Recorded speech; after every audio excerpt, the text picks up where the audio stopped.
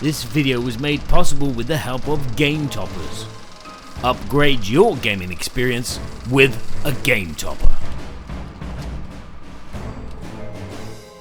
Hello chaps and chappets, this is a paid Kickstarter video for the game Clash of the Ardennes, where I'm going to show you how to play and also give you my first impressions.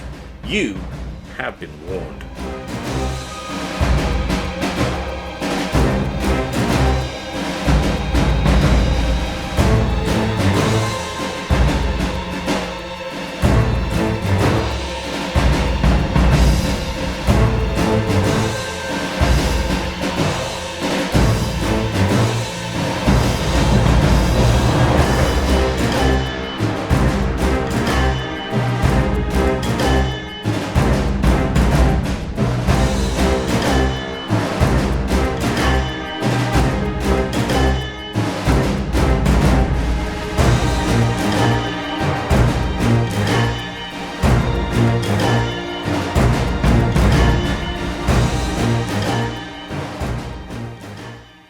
Clash of the Ardennes is a two-player abstract game which will see the Axis and the Allies going head-to-head to try and take control of a number of routes to win the game.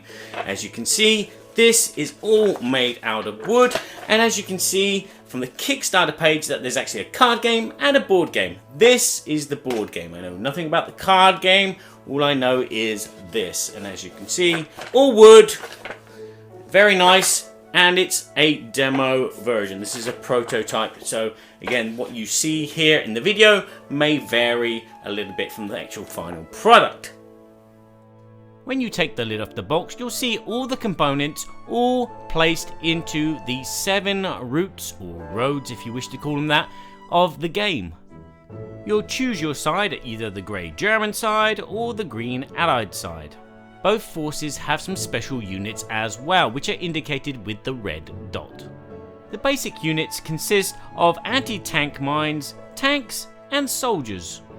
I will touch on the other units a bit later on in the video. On a player's turn, they will have 4 actions.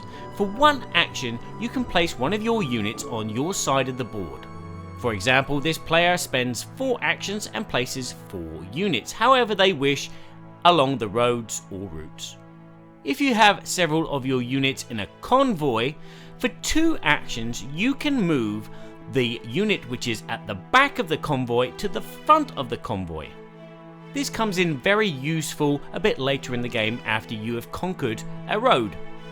You can also retreat, which also costs 2 action points. This basically allows you to remove a unit in the front of your convoy and put it back into your reserve. There is a second retreat action, but this will cost 3 action points, and this is due to the fact that if 2 units are opposed to each other, they are blocking, so it takes a little bit more time to disengage, hence it costs 3 actions. And that's the basics of the game. But the fun of the game comes from the combat. When opposing forces face each other, in this regards touching one another, there is combat. And this falls into the rock, paper, scissors category. If you place down one of your tanks next to one of your enemy's soldier units, you wipe them out. Soldier units will wipe out anti-tank mines, and anti-tank mines will wipe out, of course, tanks. If you place an anti-tank mine against your opponent's anti-tank mine, they wipe each other out. And the same is true for tanks, although soldiers is a little bit different. It will depend on their ranking. Corporals will defeat privates, sergeants will defeat corporals, and of course the general defeats all of those units below them. One thing to be careful of is not placing the same units next to each other, as this will cause a chain reaction of defeats. So placing this landmine here will defeat this tank, but also the tank behind it. Here are some of the other special units. The command tank can actually attack an adjacent road. So if there are soldiers next to the tank you've just placed, they can be attacked and removed. And then there's the spy. The spy defeats everything, whether it be tank, mine or soldier. They also defeat other spies. Once your convoy has made it across to the other side of the board, you have conquered that road. All your pieces in that convoy are now locked into that road. You cannot use them for anything else. So it's always useful to retreat a few of your units from a convoy just before you conquer the road. The player that conquers 3 roads wins the game. So before I go into my first impressions of the game, I would suggest that you go and check out the Kickstarter. The link is in the show notes below, and if you're into abstract games, this should appeal to you. You'll be able to look at the different versions of this game that there are. There's the card game, and there's also a deluxe version of the game as well. Because in some of my impressions, some of the things might not apply due to the fact that as this is a prototype of a Kickstarter game which may eventually change as the Kickstarter goes on. So let's get to it.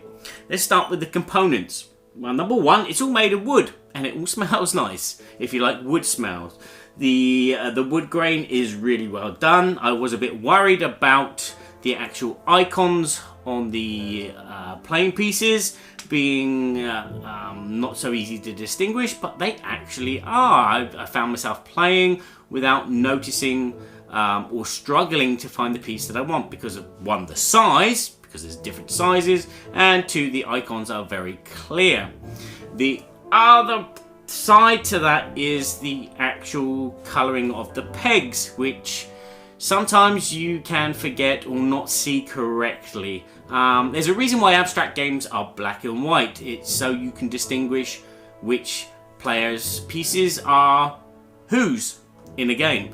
Whereas here, sometimes you'll misconstrue your pieces for your opponent's pieces. There's been times where I've put pieces in a lane which had been completed by myself, thinking, wait a minute, I've already completed this lane, I need to take this back out and redo my actions.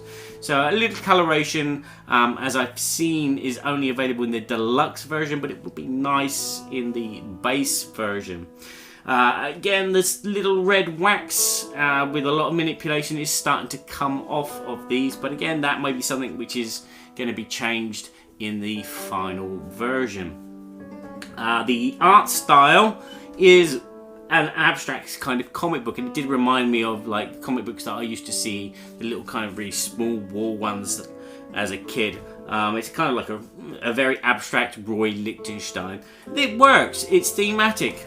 Talking about thematic, the mechanisms in the rulebook are explained really well, and again, this is a thematic abstract game. It is an actual event that happened, and so like the theme carries over where you're trying to get to the end of the roads. And again, I have not played an abstract game like this where your objective is to do that.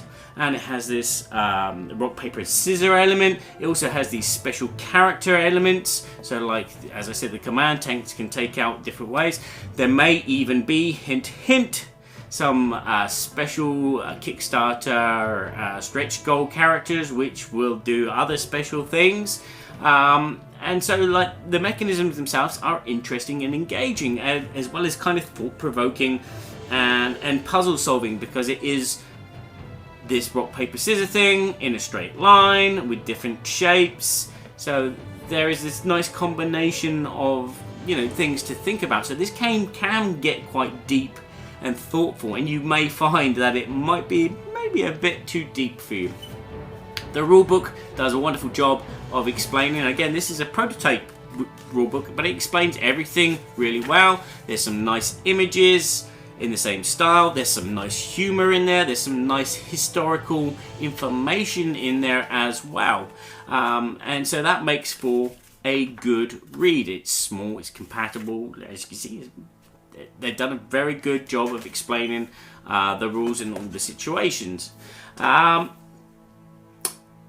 the gameplay itself can be fun, but like a majority of abstract games, it can suffer from some stalemate circumstances, especially when both players have 2 lanes, 2 roads conquered, and they're just going for that third and final one, and there's a lot of butterheads, because one of the things that you can do is you can just deliberately block your opponent.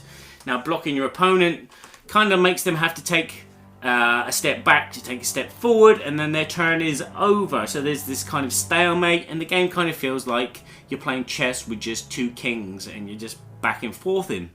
But if you play wisely, you use your pieces wisely, I'm sure that that situation is not going to rise its head too often.